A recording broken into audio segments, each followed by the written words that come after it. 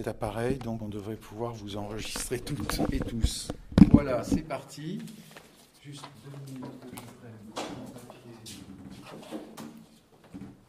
Et je mets ça dans mon sac.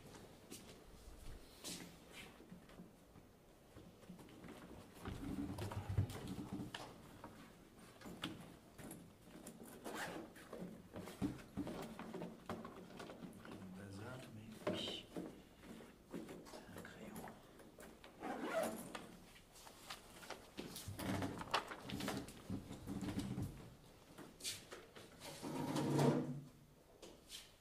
Un crayon. Allez.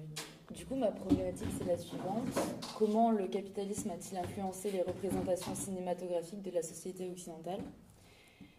Donc voilà, alors il faut savoir que c'est une thématique dont j'avais parlé en fait lors d'un cours de Cultural Studies pendant mon Erasmus en Irlande, et vu que la thématique m'avait plu, j'ai voulu retraiter le sujet et approfondir un peu certains objets cinématographiques qu'on avait vus pendant ce cours. Voilà, donc déjà pour commencer, une petite introduction sur l'évolution de la société capitaliste du coup et de la représentation du réel dans celle-ci. Alors l'histoire de la représentation du réel, elle s'étend grosso modo sur 200 ans, et ça commence avec l'année officielle de l'invention de la photographie en 1839 par Daguerre. Alors avant, il y avait beaucoup d'expériences en fait avant cette date officielle, mais 1839, c'est vraiment à ce moment-là qu'on dit ok, la photographie c'est ça. Avant, c'était juste des petites expériences, mais ça s'étend sur bien plus avant.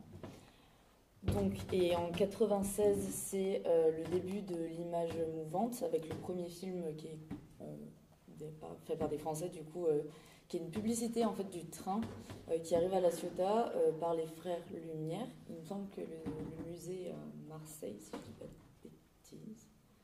Mais voilà.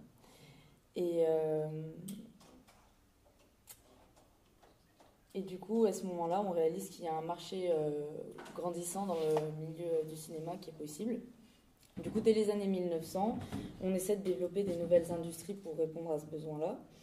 Et la concurrence entre les États, elle est tellement rude que du coup, l'industrie cinématographique américaine, elle va se construire à Hollywood, parce qu'on part du principe qu'en fait, les inventions, on ne va pas aller les chercher en plein cœur du désert californien. Donc voilà. Ce cinéma-là, il va se développer avec la culture de masse. La production de masse, le roi de la production de masse, c'est Henry Ford, qui est un grand industriel de la voiture.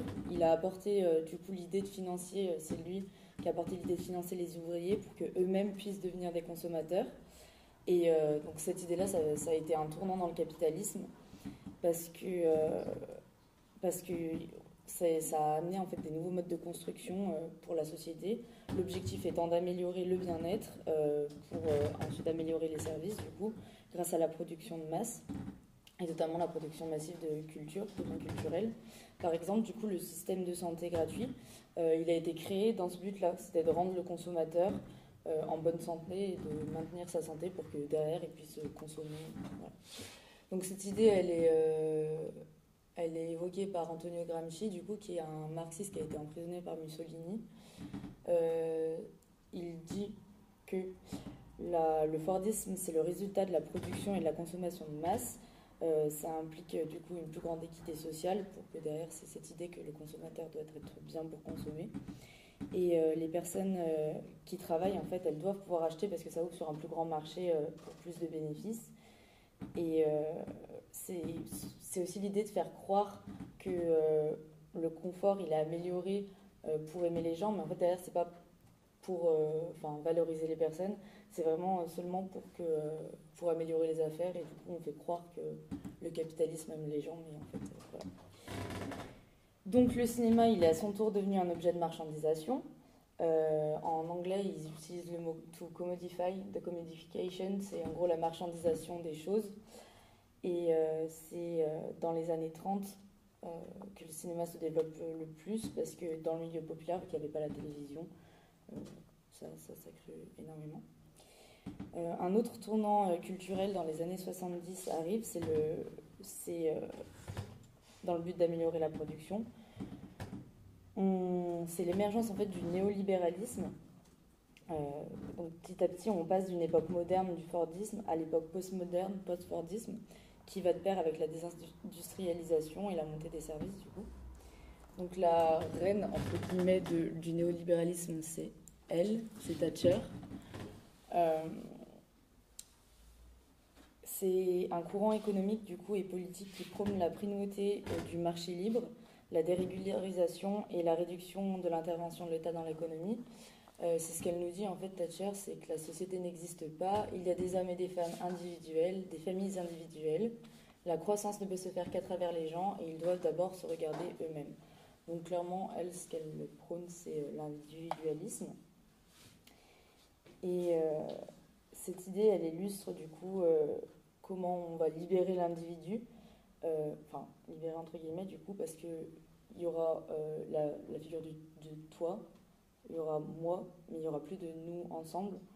Donc voilà, cette idée, elle va conduire au courant artistique postmoderne, qui est un courant artistique et philosophique qui s'ensuit du coup. Le courant et l'époque postmoderne, c'est en fait ce courant-là, c'est une vision, il apporte une vision misérabiliste de la condition humaine, parce que du coup, libérer l'individu, ça revient à le faire consommer, le rendre libre d'acheter. Et du coup, c'est une critique, ce courant-là, de la culture de consommation et l'aliénation. Donc ça inclut. La condition postmoderne, c'est un essai, un livre qui a été écrit par Jean-François Lyotard en 1979. Il explique que la société postmoderne, elle est marquée déjà par la fin des récits unificateurs et totalisants, par une fragmentation de la pluralité des savoirs et des discours, une marchandisation de la connaissance et une priorité donnée du coup à l'efficacité en fait. Voilà, une valorisation des petits récits et des perspectives locales. Du coup, cette condition postmoderne, elle invite à accepter l'incertitude et à vivre dans un monde où coexistent des vérités multiples et souvent incompatibles. Donc voilà, il y a tout un livre qui a été écrit aussi sur la période postmoderne par Frederick Jameson. Donc c'est ce livre-là, Postmodernism. Le symbole qui est représenté sur la quatrième de couverture, c'est des chaussures qui sont un peu toutes pareilles. Du coup, c'est pour montrer en fait c'est un symbole de consommation, voilà, dans le style de l'époque. Il y aborde la question de la culture comme une manière d'exprimer et d'appréhender la réalité, les sentiments, les comportements. Or, la culture contemporaine, du coup, ça va être le cinéma, la télévision et la publicité. Donc voilà, la notation que je vous ai faite ici, c'en est une qui parle en fait de comment la culture, elle va se modifier en bien marchand, du coup, à travers les médias. L'état de la culture où les médias sont produits dans des quantités si énormes qu'ils ont franchi la frontière de la réalité elle-même. On y reviendra dessus à travers les exemples de films, du coup, qui étudient cette question-là. Donc, si on revient à notre problématique après ce point global sur la société et son évolution, comment, à travers donc, des œuvres cinématographiques, les réalisateurs ils ont petit à petit cherché à représenter sous différentes formes ce capitalisme. Donc le premier exemple qu'on va voir, c'est les théories conspirationnistes, avec l'exemple du film de Parallax View. C'est À cause d'un assassinat, je crois, en français. Et c'est un film de Pakula qui est sorti en 1974. C'est vraiment une date clé dans ce tournant justement néolibéral 1974, parce qu'il y a toutes je crois qu'il y a eu des grèves à ce moment-là, enfin, c'est vraiment une année importante. Donc voilà. Pour reprendre les idées de Jean-François Lyotard qu'on a vu précédemment, les fondements, ils font plus force de loi dans la condition postmoderne et on ne croit plus en la vérité. Du coup, c'est comme ça que ces théories conspirationnistes, elles vont pulluler en fait dans ces années-là, et notamment à cause des moments de crise remarquables. Donc il y a la guerre froide, il y a beaucoup de moral panique autour de tout ce qui est justement... il va y avoir une petite menace et tout de suite elle va prendre une ampleur énorme et on va s'imaginer des choses intenses, tout ce qui est OVNI, tout ça aussi c'est à ce moment-là. Il y a beaucoup d'attentats, d'assassinats politiques contre des personnages célèbres. Il y a Malcolm X qui meurt, Kennedy, Martin Luther King. Les Américains ils vivent l'humiliation de la guerre au Vietnam, enjeu patriote. Donc, là, de toute façon, on est très basé société américaine. Donc, voilà, mais ça participe en tout cas du coup à ce climat un peu de paranoïa constante. Donc voilà, les théories conspirationnistes, Douglas et Sutton, c'est deux théoriciennes qui l'expliquent dans un essai qui s'appelle la théorie du trou du lapin blanc, un truc comme ça, c'est en anglais, je ne me rappelle plus le titre exact. Et du coup, elles le définissent ainsi. Une théorie conspirationniste, c'est la croyance qu'au moins 2 ou plusieurs acteurs ont coordonné pour arriver à leur fin, des actions malveillantes, des meurtres, etc. Cette conspiration, elle est toujours d'intérêt public, mais elle ne relève jamais d'un savoir du domaine public, donc elle va toujours rester secrète. Voilà, et dans le cinéma, ça ressort du coup avec l'exemple de The Parallax View. C'est un film qui débute sur un assassinat politique, justement. Et tout de suite après, dans la scène d'ouverture qu'on va voir juste après, les politiciens, en tout cas on s'en doute parce qu'on ne pose pas de nom sur eux, ils vont poser ça comme un acte isolé, commis par un déséquilibré qui, après, s'est jeté du toit. Et au cours des 3 années qui suivent, la plupart des personnes qui ont assisté à cet événement, bizarrement, elles meurent une à une, après les autres. Enfin, voilà. Et Joe Frady, qui est joué par Warren Beatty, va se douter de quelque chose et il soupçonne justement une conspiration. Du coup, il mène sa petite enquête sur le côté et tout, et d'un coup, il va être appelé par une corporation, donc de manière secrète, il reçoit une lettre, et cette corporation, elle s'appelle The Parallax Corporation, un truc comme ça. Et du coup, ils lui disent, oui, vous êtes quelqu'un de spécial, rejoignez-nous. Donc c'est vraiment en fait une corporation qui est assez sombre. C'est une organisation qui se rapproche de l'église scientologique. Ils essayent de faire un parallèle un peu avec ça. Et en fait, ils recrutent des hyper-violents pour tuer des élites. Et après, ils éliminent ces personnes-là qui vont recruter. Donc, d'abord, je vais vous mettre cette scène d'introduction du film. Tac, tac, tac.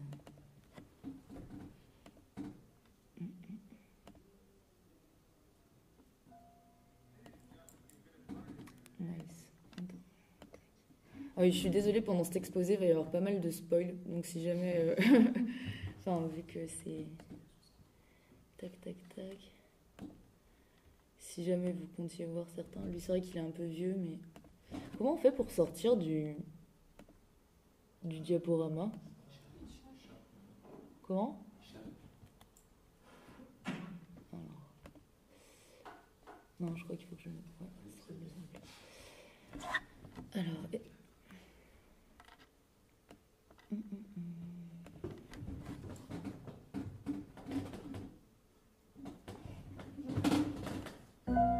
Ladies and gentlemen, you've been invited here today for the official announcement of the inquiry into the death of Senator Charles Carroll. Now, this is an announcement, not a press conference. Therefore, there will be no questions. A complete transcript of the investigation is being prepared for publication on March 1st. At that time, the committee will hold a full-scale press conference. After nearly 4 months of investigation, followed by 9 weeks of hearings, it is the conclusion of this committee that Senator Carroll was assassinated by Thomas Richard Linder. It is our further conclusion that he acted entirely alone, motivated by a misguided sense of patriotism and a psychotic desire for public recognition. The committee wishes to emphasize that there is no evidence of any wider conspiracy. No evidence whatsoever. Now, it's our hope that this will put an end to the kind of irresponsible and exploitive speculation conducted by the press in recent months. Voilà. Donc là, on voit que c'est une scène, le réalisateur, il nous propose une scène assez claustrophobique. On se sent oppressé à la fois par le décor et la musique, pour qu'on comprenne en fait que ces gens qui nous parlent, ils nous veulent pas forcément du bien, et qu'on aille dans le sens en fait du héros Warren Beatty, du coup, qui va mener sa petite enquête on the side. Alors, c'est super, mais du coup... Ok, Après, il y avait une autre scène que je voulais vous montrer, mais elle est un peu longue, et vu qu'on a d'autres choses à voir, je pense que je vais pas vous la montrer. C'est une scène qui est assez intéressante cinématographiquement, parce que c'est en fait la scène qui montre que le personnage principal, du coup, va se faire endoctriner par la Parallax Corporation. Et voilà, c'est une scène assez jolie. Et... Tac. Histoire de faire transition, donc George Monbiot, c'est un journaliste et un conférencier britannique qui est militant écologiste et politique. Il nous explique que ces théories conspirationnistes, comme c'est le cas dans Parallax View, enfin, c'est une représentation cinématographique, mais dans la vraie vie, il y en avait énormément à cette époque-là. Ces théories-là, et encore aujourd'hui d'ailleurs, ces théories-là, c'est le fuel du fascisme, parce que toutes les théories, je crois que c'est dans les slides d'avant en fait, oui c'est ça, toutes ces théories, les théories du complot qui ont fait leurs preuves, elles sont nées ou ont atterri à l'extrême droite, dans l'extrême droite. Et en fait aujourd'hui on voit que cette stratégie-là, elle est encore adoptée par exemple avec notre cher ami Trump, qui quand il parlait du Covid, parlait d'une énorme conspiration, enfin voilà.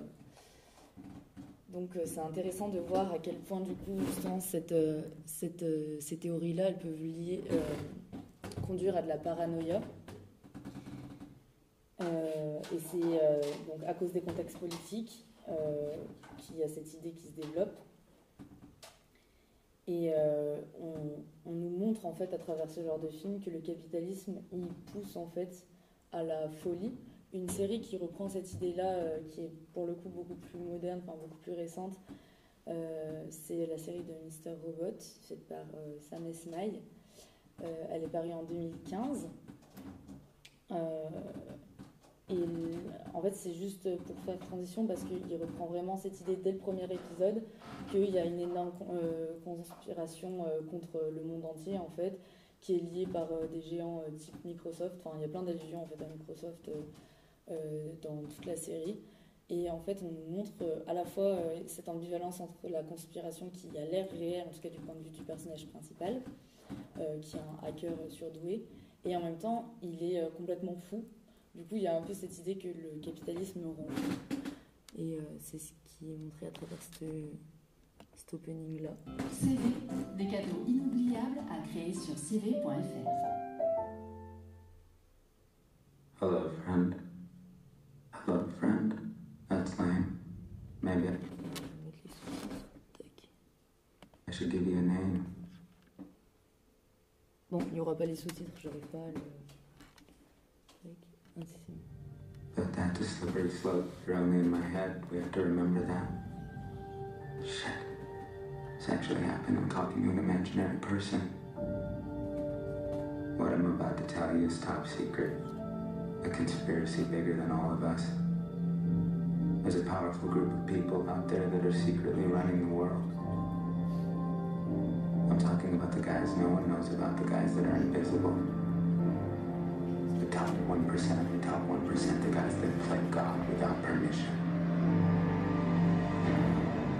And now I think they're following me. Donc voilà, on sent déjà, c'est vraiment l'opening de l'épisode 1, de la saison 1, et on sent qu'il y a cette tension entre, on ne sait pas trop s'il est complètement fou, s'il dit vrai encore. Donc voilà. Ce qui nous amène à notre second exemple de représentation de la société capitaliste à travers le cinéma. On prend ici l'exemple de Fight Club, donc j'y reviendrai dessus. Là, on va utiliser les écrits de Theodor Adorno, qui est un philosophe marxiste de l'école de Francfort. Alors, l'école de Francfort, c'est quelque chose d'assez rigide, et il est beaucoup dans la critique Adorno. Donc là, c'est une critique du capitalisme, ce qui nous intéresse pour le coup. Il fait aussi beaucoup de critiques de l'esthétique, des choses comme ça. Et là, c'est vraiment sa critique du capitalisme qui nous intéresse.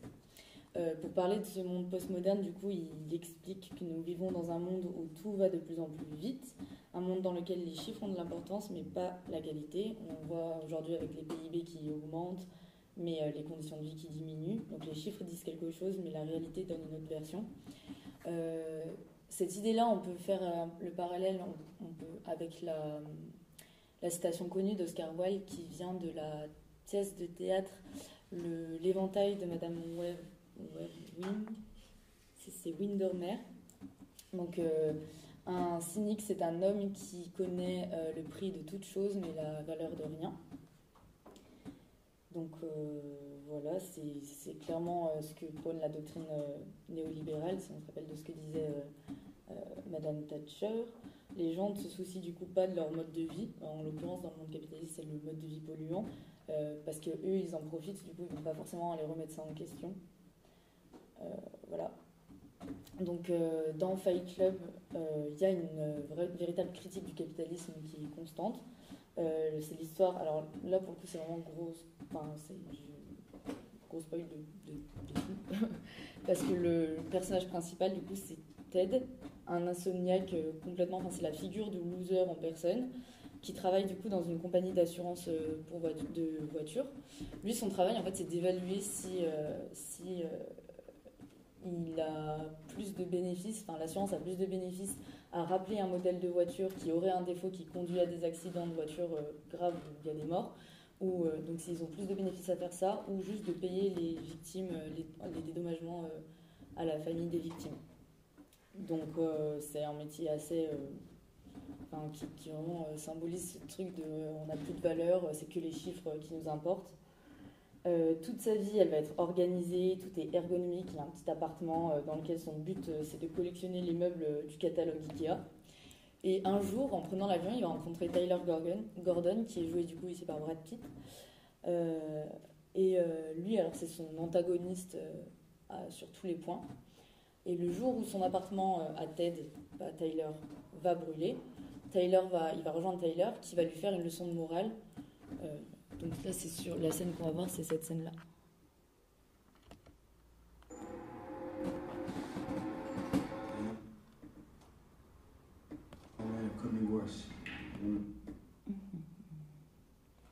Je suis vraiment désolée, mais du coup, ça marche pas les sous-titres.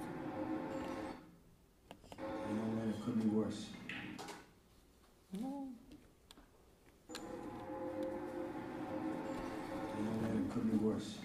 You could cut off your penis while you're sleeping and toss it out the window of a moving car. There's always that. It's just when you buy furniture, you tell yourself, that's it, that's the last sofa I'm gonna need. Whatever else happens, got that sofa problem handled. I had it all. I had a fit that was very decent, a wardrobe that was getting very respectable. I was close to being complete. Shit, man, now it's all gone. All gone. All gone. You know what a duvet is? Comfort. It's a blanket. Just a blanket. Why do guys like you and I know what a duvet is? Is this essential to our survival? And the hunter-gatherer essential to work? No. What are we? Consumers. Right. We are consumers. We are byproducts of a lifestyle obsession. Murder, crime, poverty, these things don't concern me. What concerns me are celebrity magazines, television with 500 channels, some guy's name on my under. Rogaine, Viagra, Lester, Martha Stewart. fuck Martha Stewart. Martha's polishing the brass on the Titanic. It's all going down, man.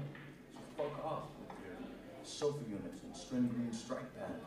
I say never be complete. I say stop being perfect. I say let's evolve. Chips fall where they may. That's me. I could be wrong. Maybe it's a terrible tragedy. This is just stuff. Well, Tragedy. you did lose a lot of versatile solutions to modern living. Fuck, you're right.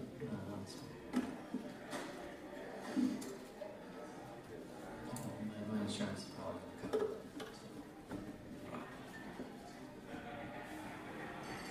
What?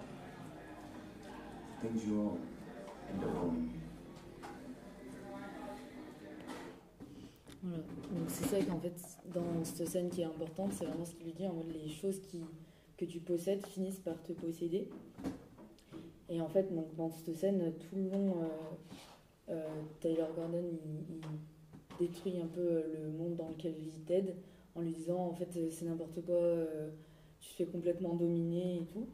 Et en fait, c'est une invitation à rire du capitalisme, entre guillemets, parce que du coup, il critique Tyler le capitalisme qui rend faible. Il utilise des termes hyper misogynes. Et d'ailleurs, dans toute la scène, c'est très en mode ah, t'es faible, tout ça. Et parce que tout est associé à la réduction de Ted comme un demi-homme. Faut savoir que vu qu'il est insomniaque, il n'arrive pas à dormir. Et du coup, pour réussir à dormir, il va pleurer dans un club de soutien avec des hommes qui n'ont plus, qui ont subi une opération et qui n'ont plus de leurs testicules. Du coup, c'est vraiment, tout est hyper imagé, mais très clair en même temps. Et du coup, Tyler, il lui dit, tu te rends compte, t'es rien, bouge-toi, maintenant que ton appart il est brûlé, en fait, entre guillemets, c'est une chance. Et du coup, ensemble, en parallèle, c'est la suite de cette scène, ils vont créer la chose dont on ne doit pas parler. Du coup, le Fight Club, c'est des clubs clandestins underground qui représentent l'antagonisme du système dans lequel vit Ted, donc le capitalisme. Le principe, ce sont des hommes qui se battent. Et à la fin, on voit que petit à petit, au long du film, ce concept-là, il va évoluer. Et en fait, ces hommes, ils ont complètement les codes masculinistes par excellence. Ils glissent petit à petit dans la représentation même du fascisme. Ils vont se raser, ils vont faire des attaques de partout, ils vont... c'est vraiment l'illustration du fascisme comme on l'entend. Et tout est une référence à la marchandisation de l'humain.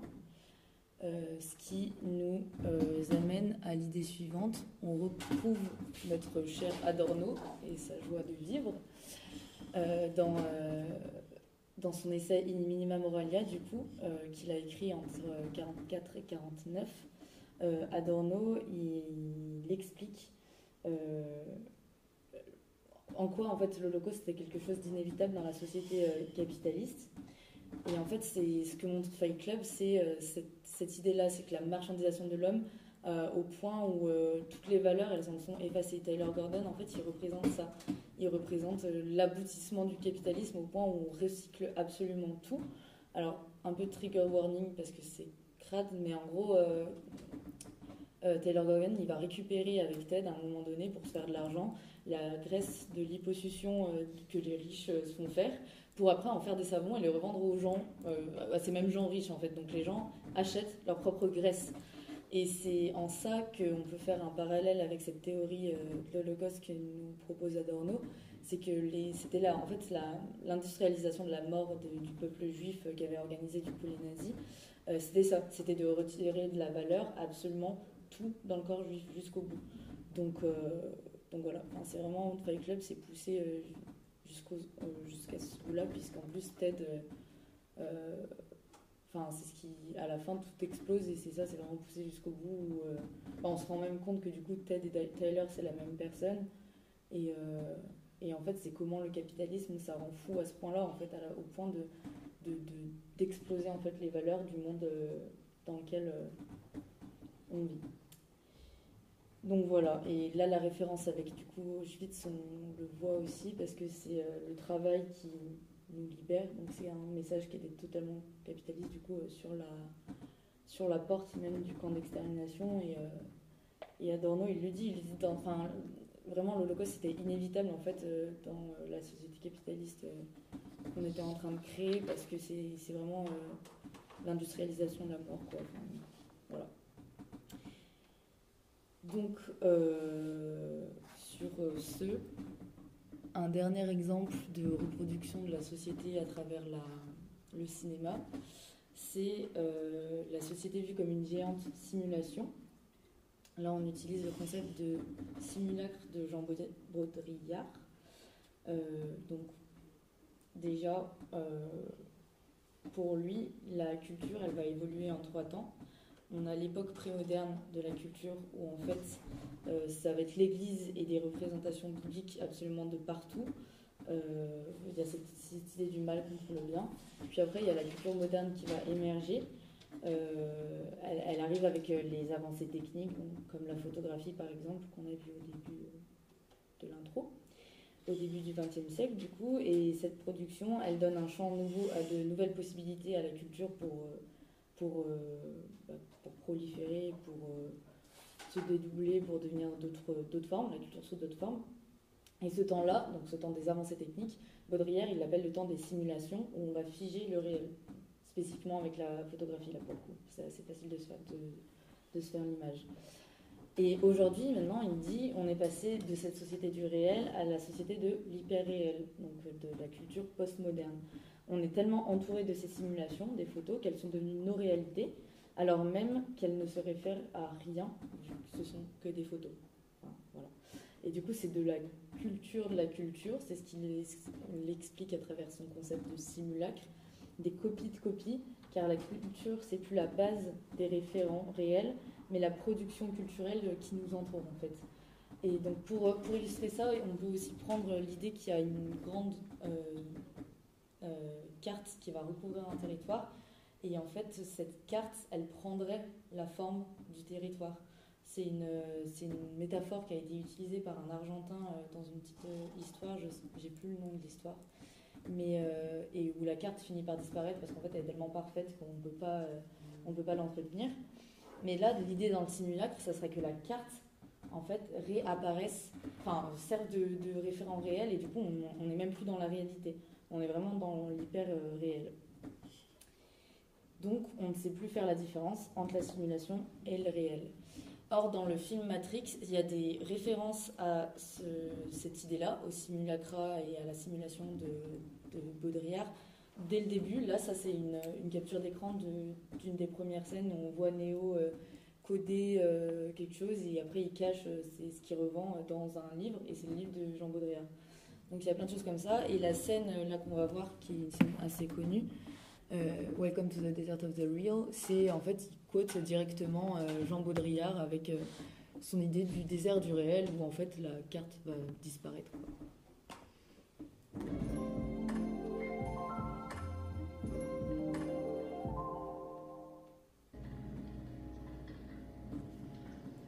You wanted to know what the matrix is in Trinity.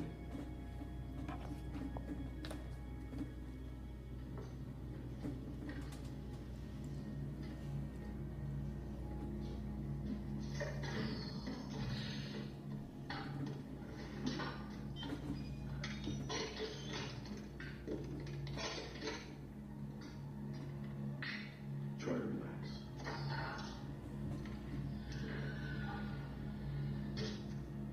This will feel a little weird.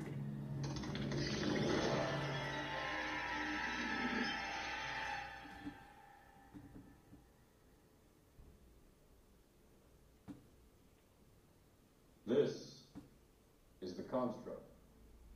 It's our loading program. We can load anything from clothing, equipment, weapons, training simulations, anything we need. Right now, we're inside a computer program. Is it really so hard to believe? Your clothes are different, the plugs in your arms and head are gone. Your hair has changed. Your appearance now is what we call residual self-image. It is the mental projection of your digital self. This isn't real. What is real? How do you define real? If you're talking about what you can feel, what you can smell, what you can taste and see, then real is simply electrical signals interpreted by your brain. This is the world that you know. The world as it was at the end of the 20th century. It exists now only as part of a neural interactive simulation that we call the Matrix.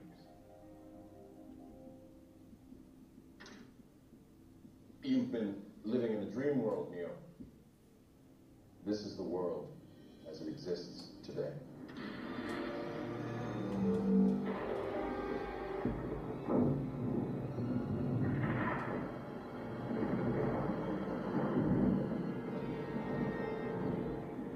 Welcome to the desert.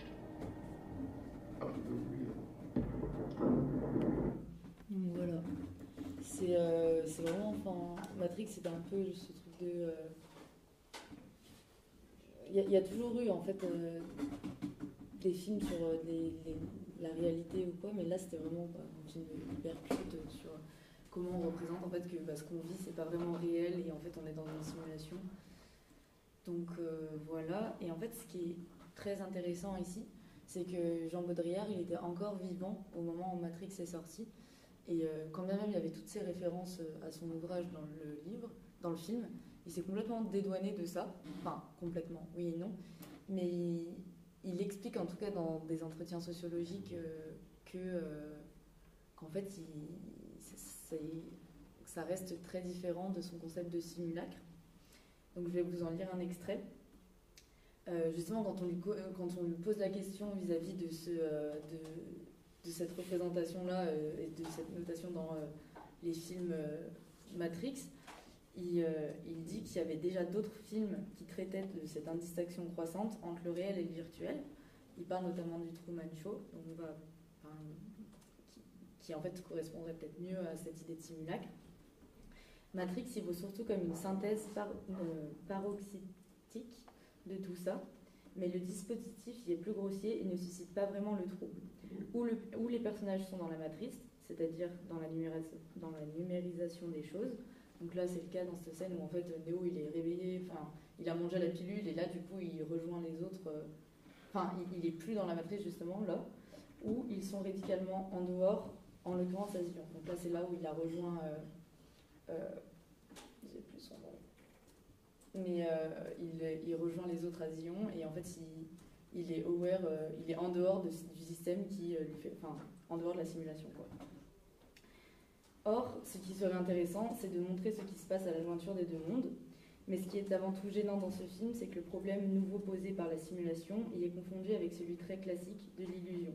Ce que nous avons inventé, nous, pour supporter cette souffrance, c'est un réel simulé, un univers virtuel d'où expurger ce qu'il y a de dangereux, de négatif, et qui supplante désormais le réel, qui en est la solution finale. Or, Matrix participe complètement à tout ça. Ce qui est de l'ordre du rêve, de l'utopie, du fantasme, y est donné à voir, à réaliser.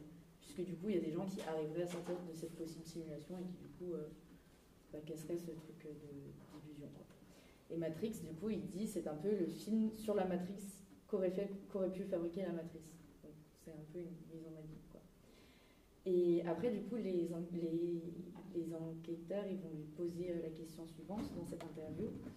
Ils lui disent que c'est assez frappant aussi de voir que désormais tous les grands succès du marketing américain, de Matrix au dernier album de Madonna, c'est un article qui date, je crois, de 2003, c'est cette interview-là.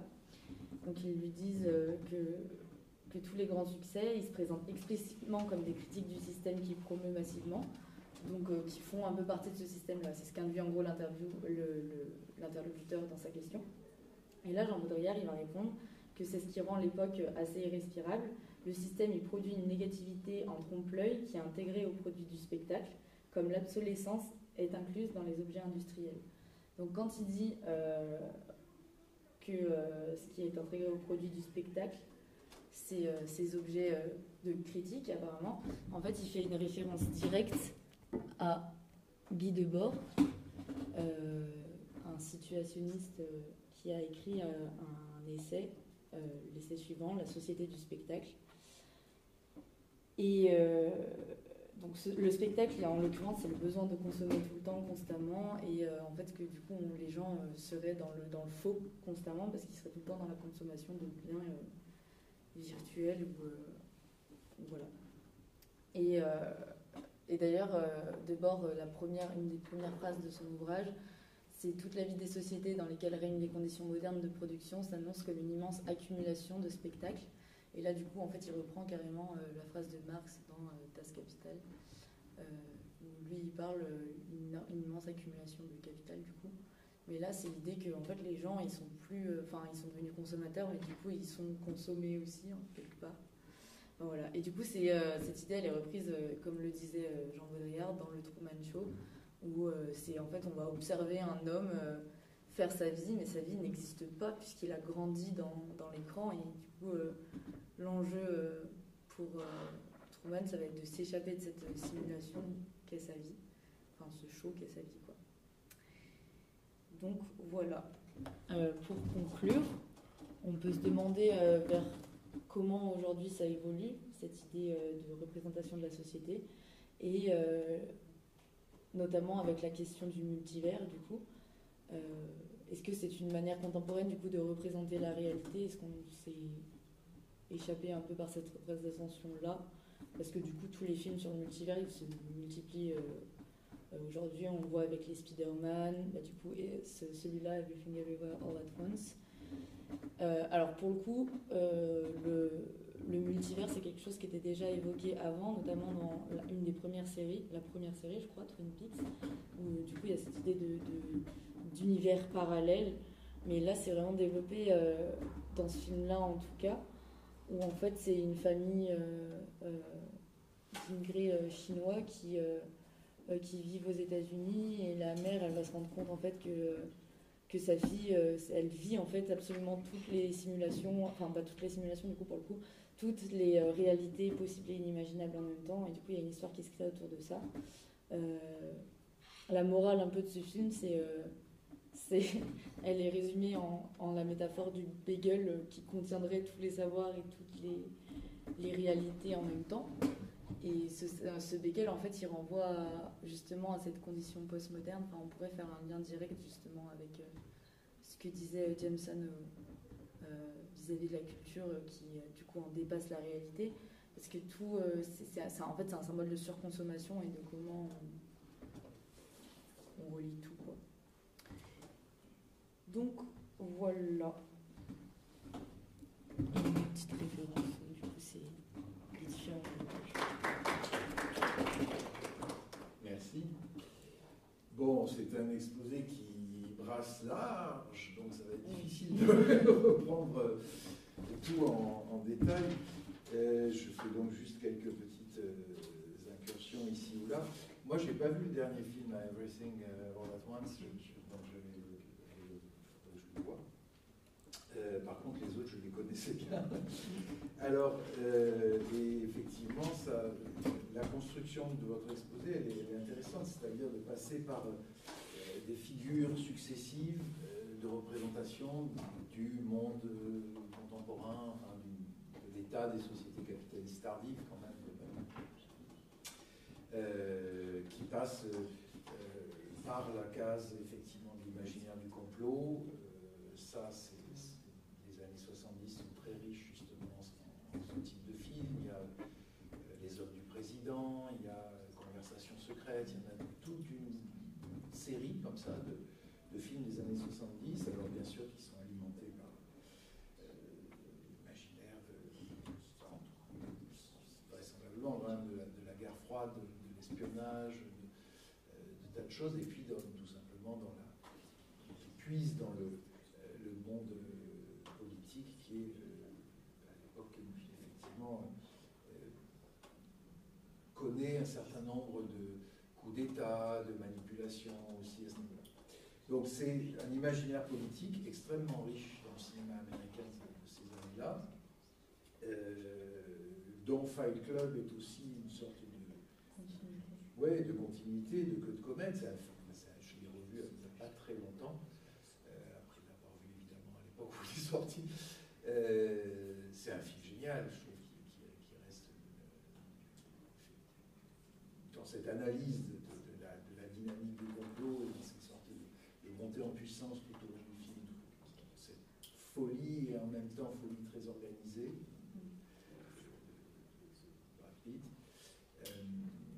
Donc ça, c'est une étude. Et en fait, c'est ça qui relie l'ensemble, parce que Matrix en est une aussi, sur le fond. Donc, et des figures qui sont liées, qui sont des figures du capitalisme, qui sont des lectures critiques du capitalisme, la question de la démasculinisation dans Fight Club, et de ce que ça provoque en retour. Ça, c'est des choses qui sont pour le coup, je crois, assez pas si vieilles que ça.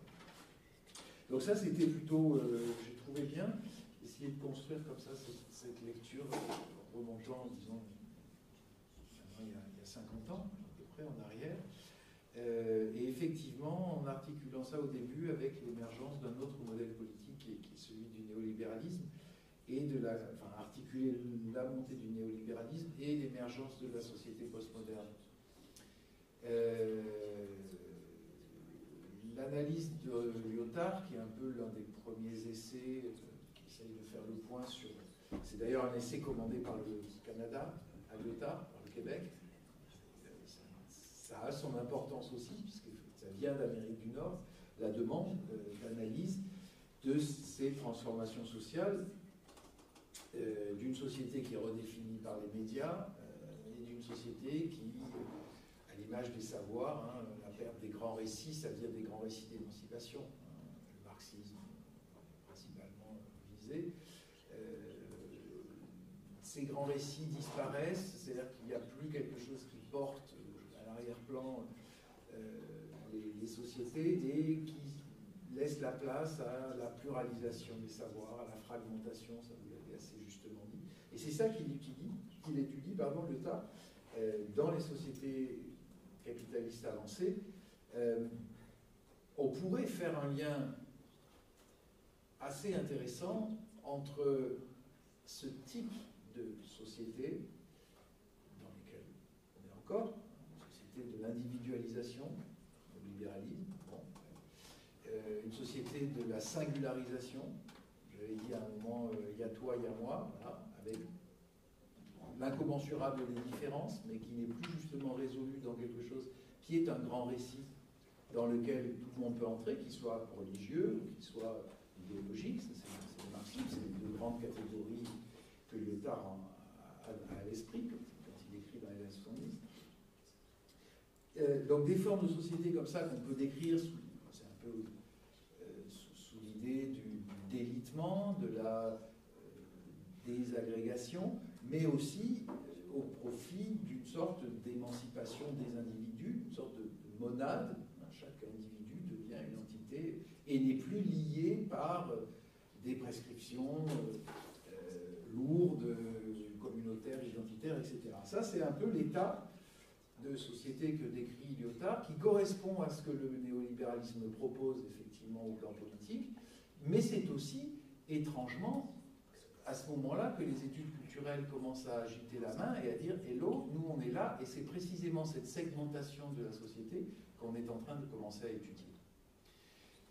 Donc cette convergence historique, c'est là, 64, d'accord, mais quand même, c'est vraiment les années 70 qui vont être le grand moment d'expansion, de généralisation, on pourrait dire aussi dans le monde anglo-saxon, de ces interrogations et surtout de la façon dont les études culturelles vont se diviser en fonction des divisions justement sociales, s'intéresser aux identités singulières, s'intéresser aux minorités sexuelles, s'intéresser à les guillemets bien entendu pour le contexte de l'époque, etc. Donc c'est un mouvement de savoir qui correspond, qui est peut-être la forme postmoderne. C'est pour ça parce que je me rappelle qu'en début d'année vous disiez, ça m'avait fait tilt qu'Adorno justement il était critiqué, l'école de Francfort en soi, ça s'était un peu construit en cette opposition, notamment Hogarth, parce que du coup eux ils étaient vraiment très critiques par rapport à cette arrivée-là, alors que parce qu'on le voit avec toutes les productions culturelles que ça a produites, justement ça produit de la critique aussi, donc ça permet d'autres choses. Alors Adorno est un moderniste. Adorno c'est quelqu'un qui pense malgré tout que c'est la haute culture qui est émancipatrice, que c'est la complexité artistique qui est porteuse d'utopie, qui est porteuse justement d'un langage qui est le contraire du langage de l'instrumentalisation, qui est celui de l'économie, qui est celui de la société capitaliste telle qu'elle évolue, disons, après la Seconde Guerre mondiale. Mais ce qui se passe pendant la Seconde Guerre mondiale est aussi une conséquence, en fait, du monde capitaliste, cette lecture. Vous l'avez dit dans une formule qui était un peu quand même compactée, oui. Le capitalisme inclut l'Holocauste. Attention quand même un peu à ça. En tout cas, ce qui est clair, c'est que l'arrivée au pouvoir des totalitarismes, en tout cas, pas en URSS, mais en Allemagne,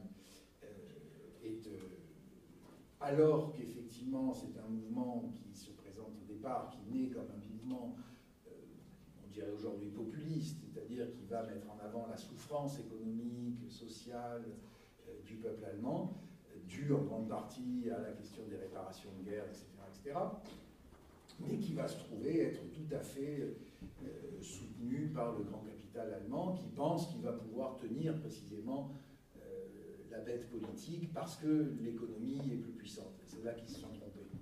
Donc, attention à ne pas faire deux fois la même erreur. Mais le mouvement, c'est celui-là.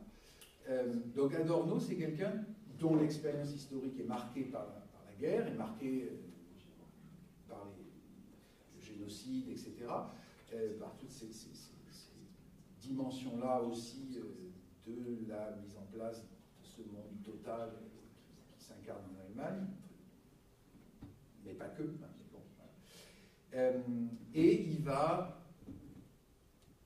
pas vraiment aller considérer que les formes de culture populaire sont porteuses d'intérêt, en fait. C'est pour ça qu'il loupe le jazz. C'est pas plus compliqué que ça, en fait. C'est pas qu'il n'a pas l'oreille, c'est un musicien hors pair, c'est un pianiste virtuose, c'est un musicologue, il écrit des livres gros comme ça sur l'école de Vienne, la musique il connaît par cœur. Et pour lui, c'est une musique commerciale, c'est une musique de distraction, c'est donc autre chose que de la musique. La musique étant, dans sa lecture de la culture en général, peut-être le point supérieur. Donc c'est pas quelqu'un qui est un postmoderne. Lyotard, qui vient du marxisme, comme 80% ou 95% des intellectuels de cette génération, vient d'un marxisme mais qui est aussi critique, et notamment à partir de ce texte sur Lyotard, il va essayer, comme le font beaucoup les années post-68, de croiser à la fois l'influence psychanalytique et l'influence marxiste. C'est un peu sa zone. Et quand il écrit La condition postmoderne, il est déjà dans une sorte de prise de distance par rapport à l'emprise du marxisme sur les intellectuels des années 60 et 70.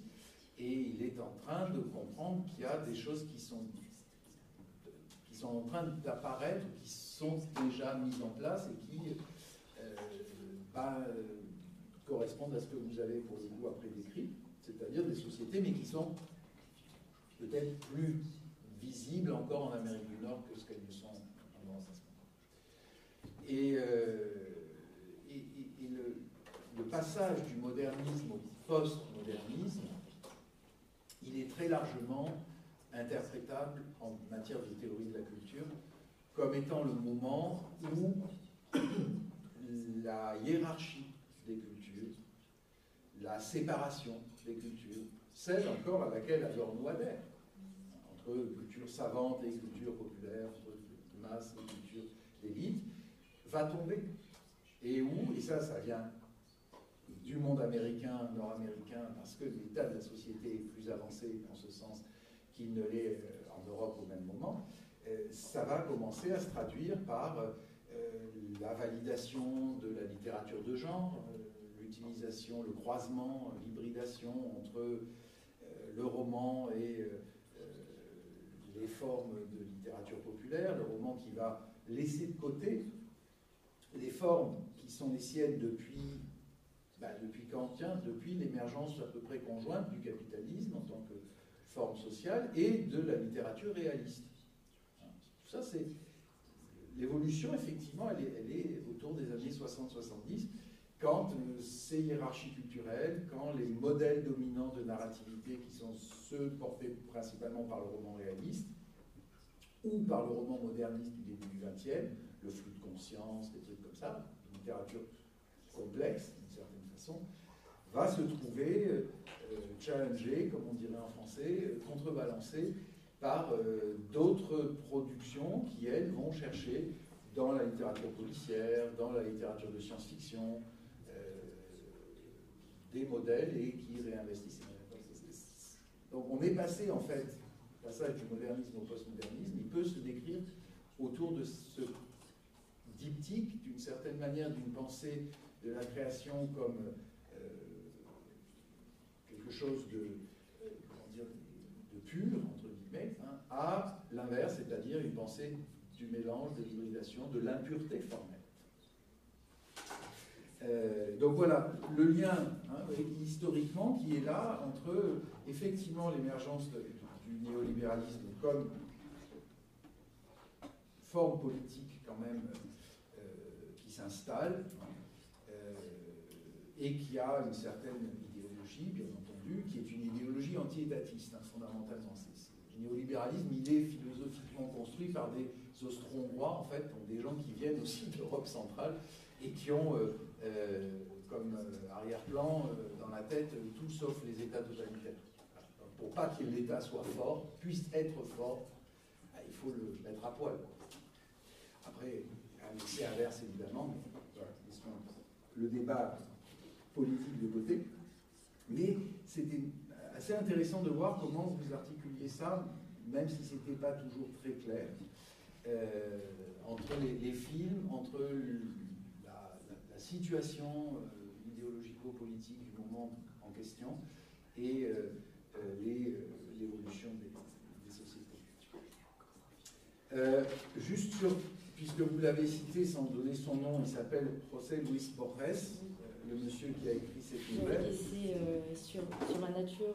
Alors, il y a une nouvelle, celle, je pense, à laquelle vous pensiez, qui a un nom effectivement difficile à retenir. Oui. C'est Plön Ukbar Orbis Tertius. Oui. C'est une nouvelle qu'il écrit en 1940, donc au moment de la Seconde Guerre, et c'est une nouvelle très compliquée, mais qui est grosso modo construite autour de la découverte dans une encyclopédie d'un article sur Ukbar. Ukbar, c'est une sorte de ville fictive, de pays fictif, mais qui entraîne le lecteur dans une enquête, une sorte de schéma policier, qui va découvrir petit à petit un complot. C'est pas par hasard qu'elle arrive, je pense, la référence que vous aviez. Complot qui vise à créer un pays imaginaire qui s'appelle Plön. Voilà. Plön, le pays, Ukbar, le lieu, Orbis Tertius, c'est le Parallax Corporation, c'est la société secrète qui s'appelle Orbis Tertius.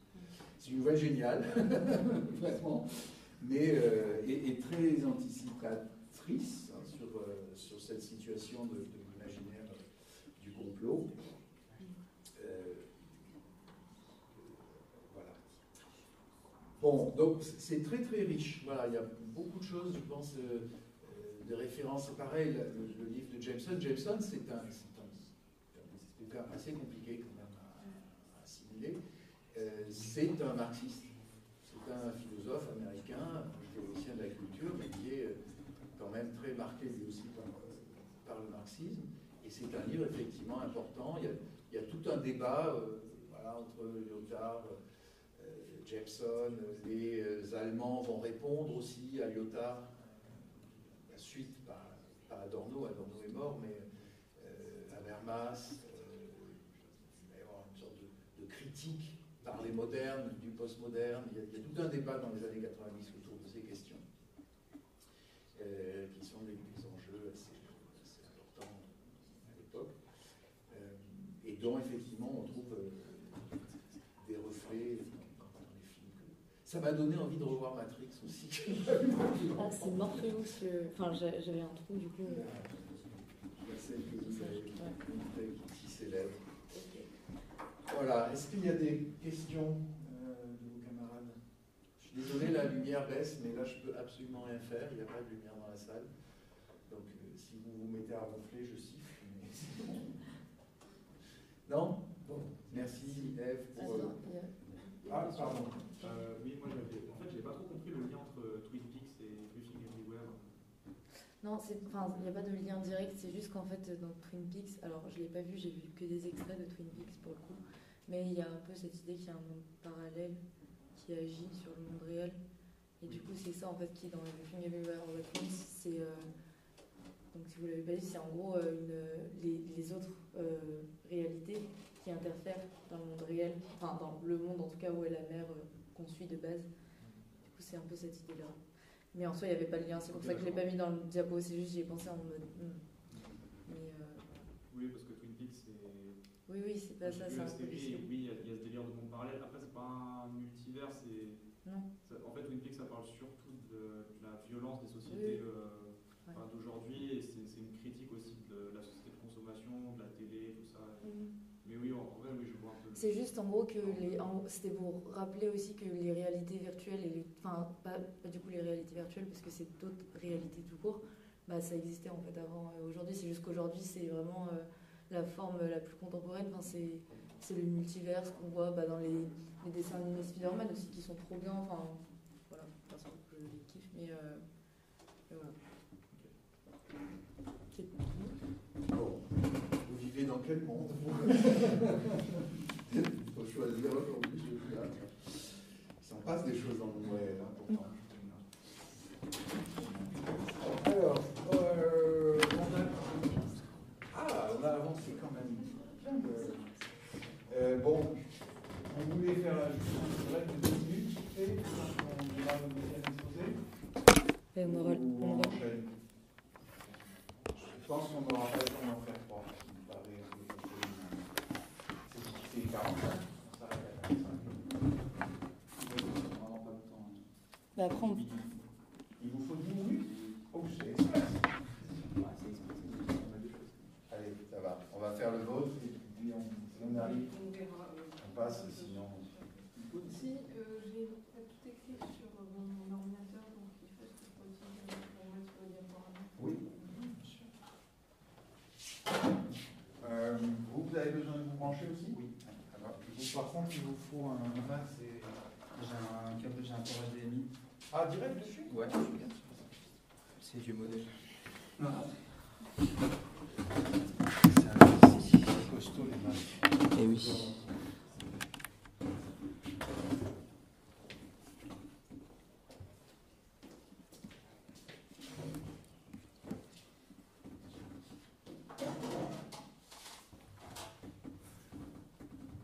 Ça c'est pas le mien du coup, mais bon, ok. Alors, il faut aller dans les préférences. Et il y a un truc sur les moniteurs. Moniteur, ouais. 3e ligne en bas. Bien. Elle est où ma souris? Attendez.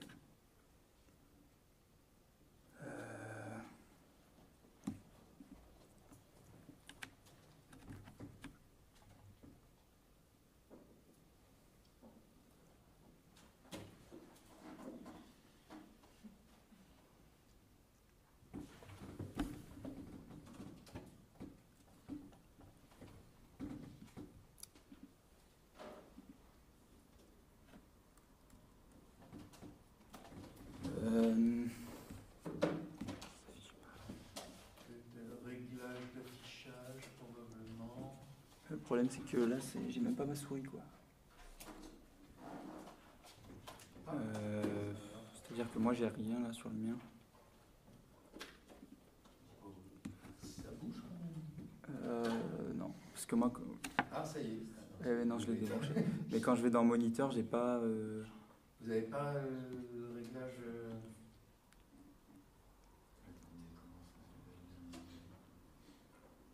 Et s'il faut, on voit ton diaporama et on le met sur un autre ordi. Oui, au pire, oui. J'allais dire, si vous avez une clé. Moi j'en ai une.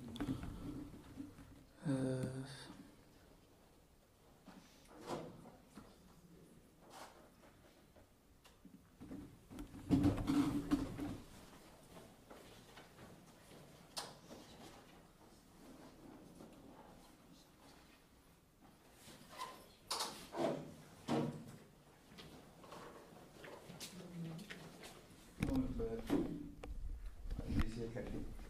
Directement.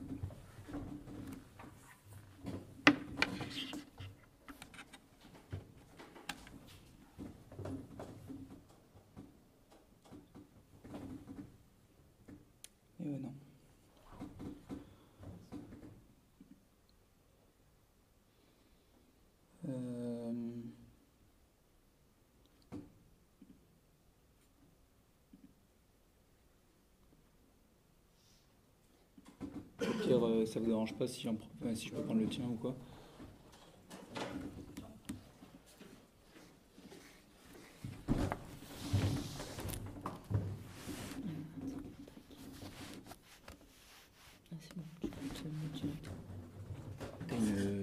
Ouais, là. Merci.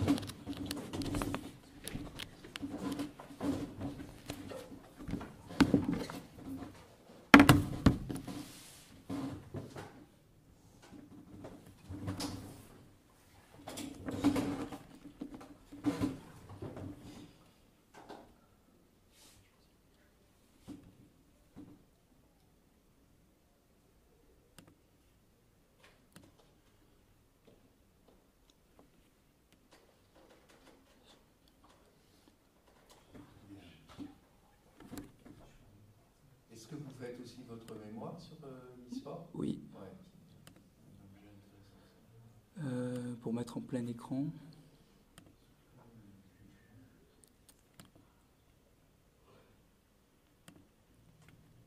Mais tu peux avec un PDF ou pas?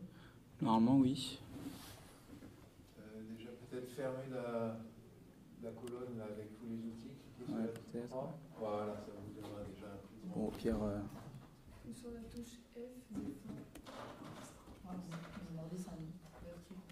Bon. Je ferai comme ça. Ouais, on y va. Bon. Du coup, bonjour à tous et à toutes. Du coup, ma présentation se portera sur mon sujet de mémoire, qui est l'e-sport, une pratique culturelle émergente.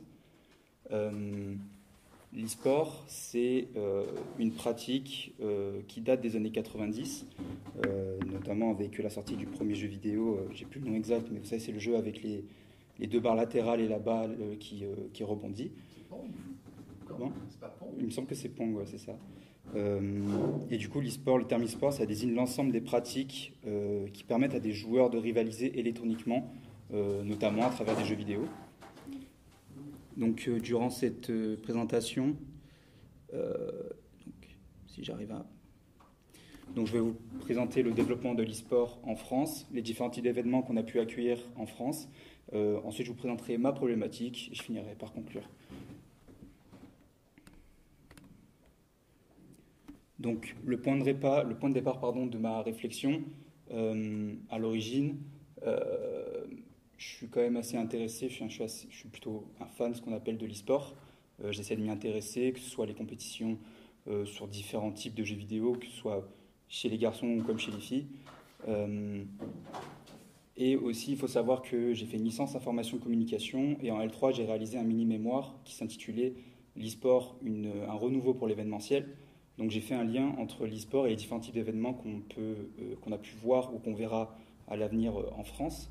Et j'ai donc voulu reprendre cette base-là, parce que c'était toujours un sujet qui m'intéressait et que je vais continuer à en parler pendant 2 ans. Donc c'était un sujet qui me tient à cœur et qui en plus me permet de m'investir à fond et de pouvoir en parler librement. Du coup, je vais vous parler du développement de l'e-sport en France et des jeux vidéo aussi. Donc vous pouvez le voir sur ce graphique. En 2018, il y avait 5,1 millions de consommateurs de jeux vidéo en France, contre 10,4 millions en 2023. Et avec les stats jaunes, qui représentent du coup les fans, donc soit consommateurs et ou pratiquants de jeux vidéo, on peut voir qu'en 2020, on était à 7,8 millions contre 11,7 millions en 2023. Déjà, cette augmentation, elle s'explique majoritairement grâce au Covid et aux plateformes de streaming comme Twitch ou YouTube qui, à l'époque, présentaient principalement du gaming. Et c'est la découverte de ces plateformes de streaming-là et la mise en avant de ces plateformes qui ont permis aux gens de connaître l'e-sport et de s'intéresser de plus en plus aux jeux vidéo. Et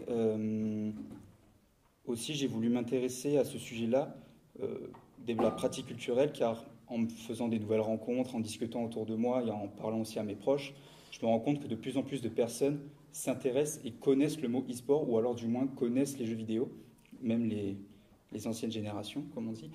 Et c'est vrai que je me suis posé la question de comment est-ce que c'est possible que ce phénomène-là, qui est plutôt quand même récent à l'échelle de notre génération, arrive à toucher autant de personnes et arrive à toucher le grand public.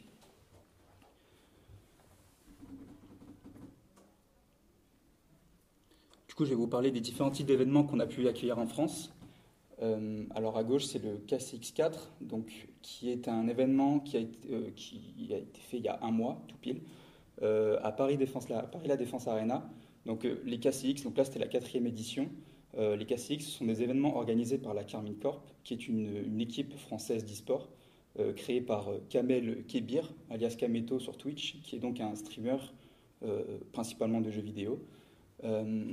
Ces événements, ils ont pour but de rassembler la communauté déjà de Kameto et aussi des fans de la Carmine Corp autour d'un seul et même événement pour pouvoir partager un moment ensemble et comme si vous alliez voir un match de foot par exemple, se réunir dans un stade.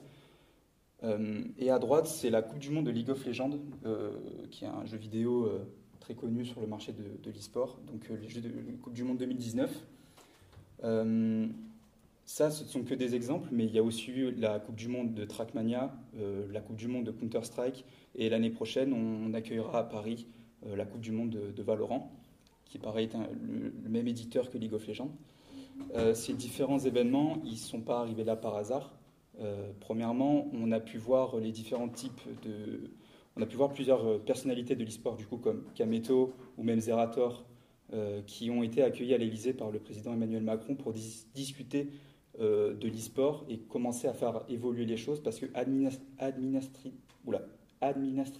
c'est dur, il est dur ce mot, administrativement, alléluia, c'est compliqué en France car les papiers ne sont pas encore formels ou encore à jour pour catégoriser l'e-sport comme quelque chose de grand public.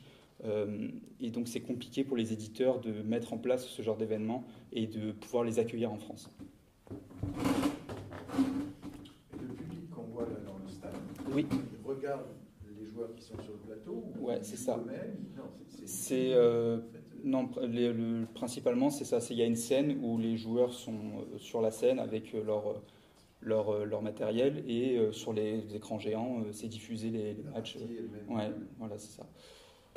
Donc oui, donc je disais que c'était compliqué d'organiser ceci en France. C'est pour ça qu'il y a eu, de la part du ministère du numérique, la mise en place et la reconnaissance aussi de l'e-sport comme une pratique sportive pour permettre justement au plus grand nombre aux plus grands éditeurs de pouvoir accueillir, enfin de pouvoir créer des événements en France et de pouvoir réaliser des événements comme cela, ou même par exemple comme le KCX, la dernière édition, il y a eu 28 000 personnes en présentiel et 100 000 personnes en simultané sur la chaîne Twitch du coup de Kameto. Et voilà. Alors du coup, ma problématique, c'est comment l'engagement des fans tend à une légitimisation de l'e-sport.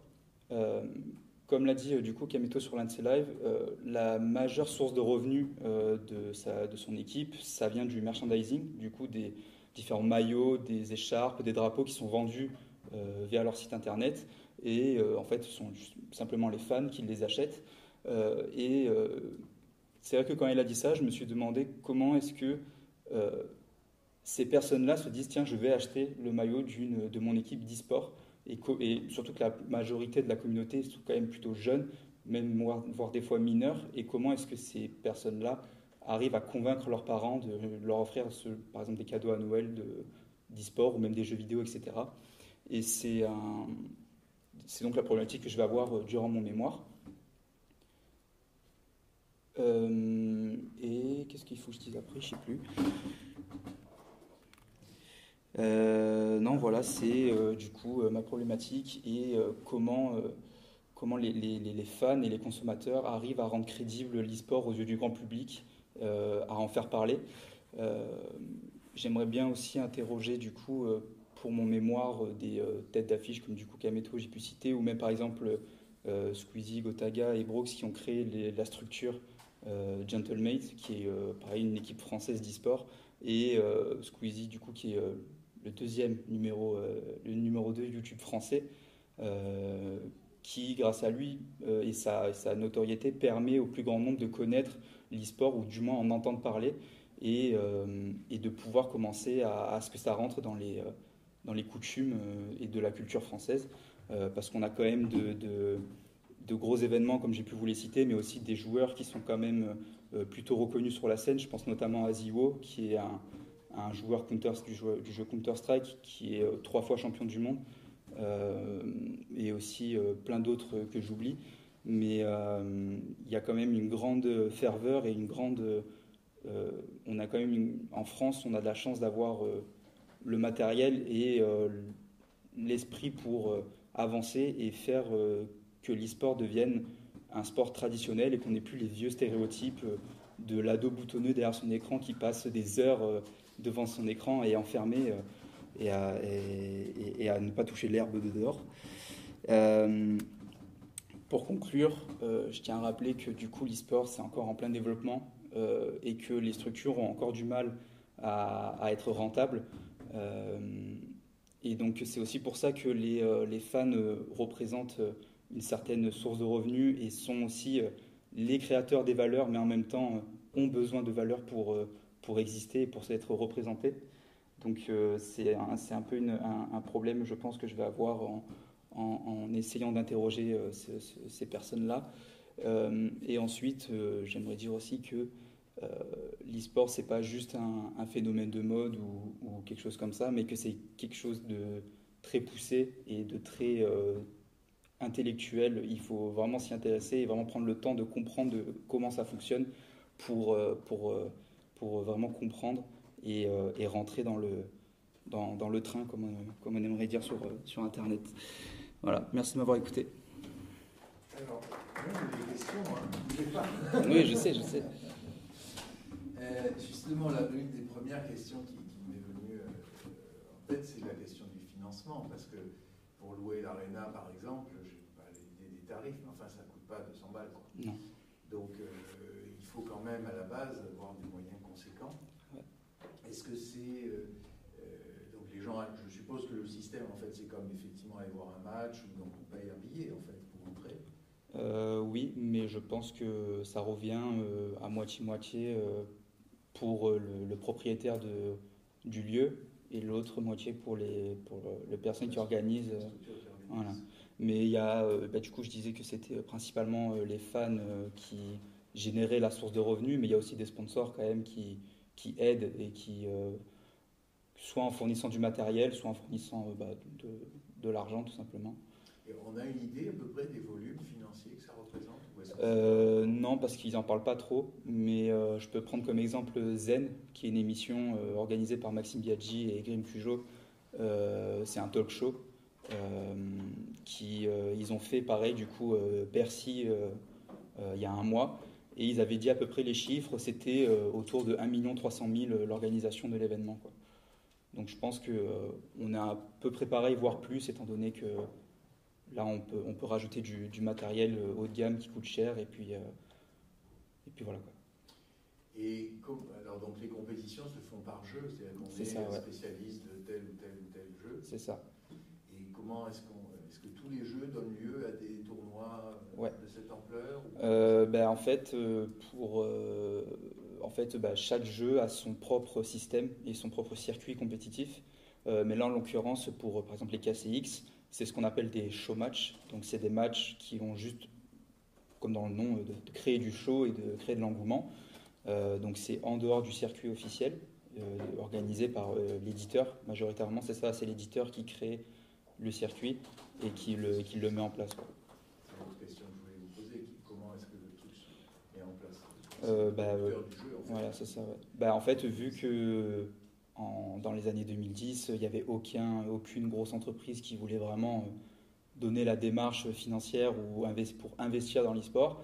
Je prends l'exemple du coup de Riot Games qui, ils ont juste pris les devants. Ils ont dit c'est nous qui allons créer notre propre circuit. Donc ils ont leur studio à Berlin en Allemagne, et c'est là-bas que les joueurs vont pour réaliser les matchs. Mais c'est vrai que du coup, à la technique, les différents types d'emplois, les matériels, les locaux, ça appartient à l'éditeur du jeu vidéo. Et les joueurs sont payés ou pas? Oui.